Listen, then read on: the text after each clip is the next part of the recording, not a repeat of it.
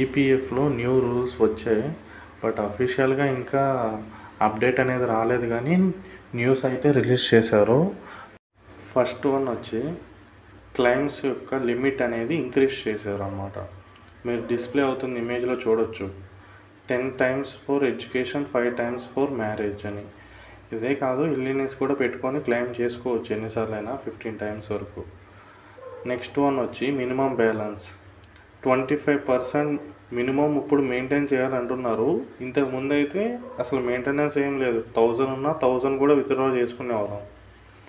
Third one వచ్చి మనం job మానేసి నెక్స్ట్ జాబ్ సర్చింగ్ చేసుకునే టైంలో 2 months గ్యాప్ ఉంటే మొత్తం క్లెయిమ్ అంతా ఫైనల్ సెటిల్మెంట్ అనేది చేసేసుకొని నెక్స్ట్ వేరే కంపెనీలో జాయిన్ అయ్యేవాళ్ళం. బట్ ఇప్పుడు అలా లేదు, మనం 12 months ఆగాలి.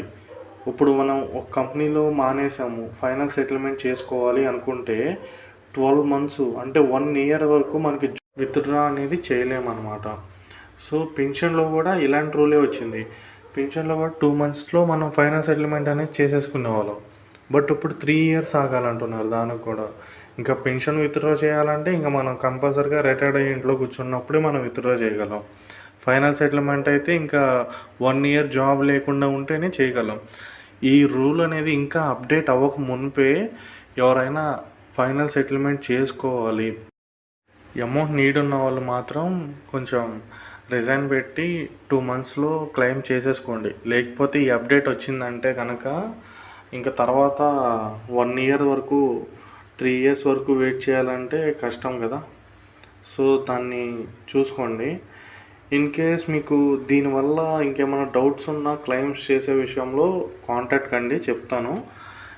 మ్యాక్సిమం దీనివల్ల బెనిఫిట్ గవర్నమెంట్కి అనమాట. ఇక్కడ 3 years మన మనీ మొత్తం హోల్డ్ అయిపోతాయి. ఇన్ కేస్ మనం 3 years వెయిట్ చేయలేక వేరే కంపెనీస్లో జాబ్ ఆఫర్ వచ్చిందని వెళ్ళిపోయి మళ్ళీ అక్కడ ఒక 2 years, 3 years వర్క్ చేసి మళ్ళీ అక్కడ కూడా క్లెయిమ్ చేసుకుందామని చెప్పి 1 year, 3 years వెయిట్ చేద్దాం అనుకొని బట్ వెయిట్ చేయలేక మళ్ళీ ఇంకా వేరే ఆఫర్ వచ్చిందని వెళ్ళిపోయి ఇలా వెళ్తూ ఉండడం వల్ల సర్వీస్ అనేది ఇంక్రీజ్ అయిపోద్ది. ఎప్పుడైతే సర్వీస్ అనేది ఇంక్రీజ్ అయిపోతుందో 10 years ఎబోవ్ అయిపోతే పెన్షన్ అనేది మొత్తం హోల్డ్ అయిపోతుంది. తర్వాత మంత్లీ పెన్షన్కి ఎలిజిబుల్ అవుతాము. అది కూడా హయ్యర్ పెన్షన్కి అప్లై చేసుకున్న వాళ్ళకి ఇంకా 7,000 వరకు వాళ్ళ ఎక్కువ వచ్చే అవకాశం ఉంటుంది. ఎవరైతే అప్లై చేసుకోలేదో వాళ్ళకి మాత్రం ఇంకా మ్యాక్సిమం 3K వచ్చే అవకాశం ఉంటుంది.